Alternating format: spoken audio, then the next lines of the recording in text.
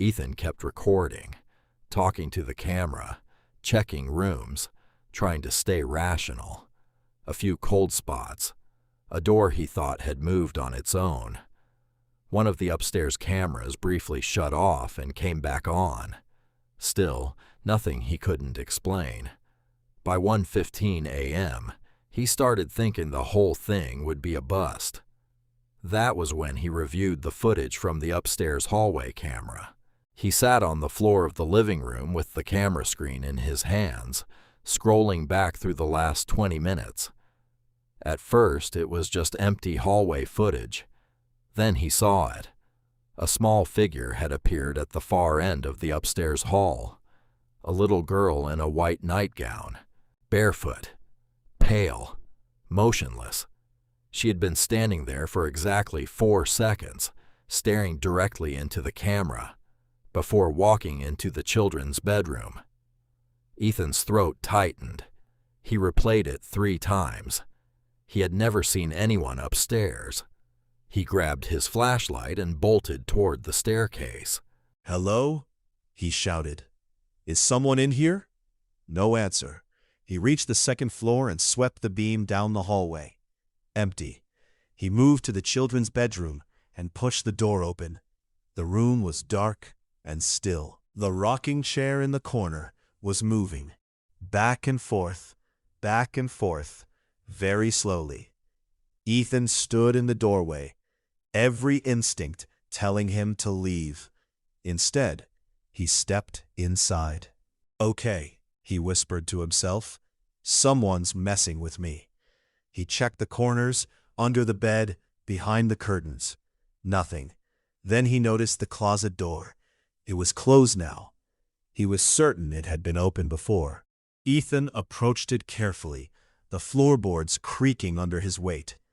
He wrapped one hand around the brass knob and pulled. The closet opened with a long wooden groan. Inside, scratched into the back wall over and over and over again, were the words, "Don't let them hear you sleep." Some of the letters were shallow, others deep enough to splinter the wood. It looked like someone had carved them with broken nails. And then, from directly behind him, a little girl's voice whispered, "You came too late." Ethan spun around so fast he nearly dropped the flashlight. No one. The room was empty. But the rocking chair had stopped moving, and the bedroom door was now closed.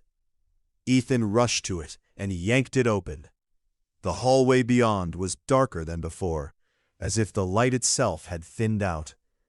His flashlight flickered once, twice, then steadied. He backed into the hallway, breathing hard. "This isn't funny," he shouted. "If someone's in here, come out now." Something moved at the far end of the hall. Not a person, not exactly. A shape, tall and thin, standing in the darkness near the bathroom door. It looked almost human, except for the proportions. Arms too long, neck slightly bent, head tilted at an angle no person could hold. The figure darted away. Not running, sliding. It moved across the hallway without making a sound. Ethan swore under his breath and ran after it, but when he reached the bathroom, there was nothing there. Then he heard laughter downstairs. A child's laugh, followed by another, then another. 3 different voices, all giggling softly in the dark. Ethan's blood turned cold. He went back downstairs 1 step at a time, gripping the banister so hard his fingers hurt. The laughter continued below him, moving from room to room like children playing hide and seek. When he reached the living room, the static camera was lying on the floor. He hadn't touched it. The lens was pointed toward the ceiling, still recording. Ethan picked it up and turned toward the hallway. The family portrait on the wall had changed. He knew it had changed because now there were 6 people in it. The original mother, father, and daughter stood in the center, but behind them, half hidden in the dark painted background, were 3 more figures. A woman with a stretched smile, a man with empty black eyes, and a boy whose mouth was sewn shut. Ethan stepped back, staring at the painting. Then every light in the house came on at once. Not electrical light, not normal light. A dull yellow glow flooded every room, as if the house itself had awakened. The temperature dropped so suddenly, Ethan could see his breath, and from somewhere above him, a voice said, "Stay for breakfast." It was a woman's voice, calm, pleasant, almost motherly. Ethan didn't wait. He sprinted for the front door, yanked it open, and nearly stumbled onto the porch. But outside was not Willow Road. The yard was gone. The road was gone.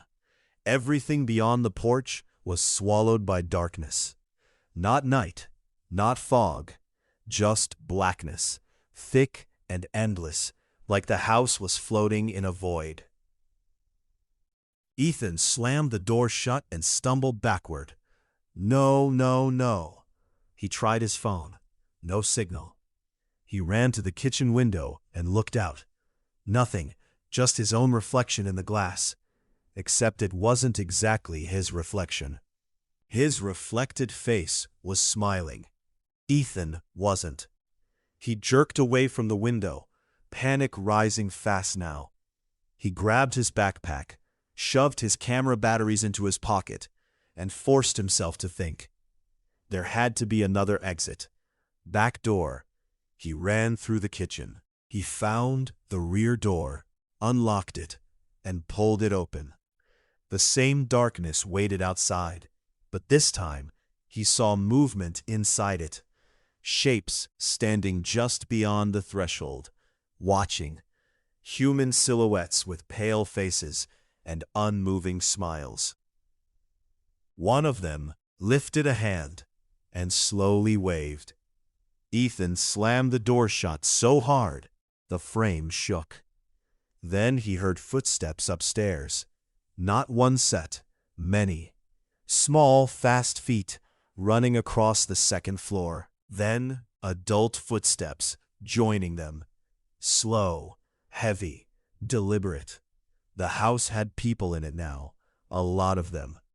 Every room above him came alive with movement. Doors opening, floorboards creaking, something dragging across the hallway. Ethan backed into the living room, chest heaving, and pointed the camera toward the staircase. Figures began to descend. First came the little girl in the white nightgown. She looked about 8 years old. Her skin was almost translucent, her hair hanging wet around her face. Her eyes were wrong, too wide, too dark, with no white visible around the pupils. She stopped halfway down the stairs and stared at Ethan.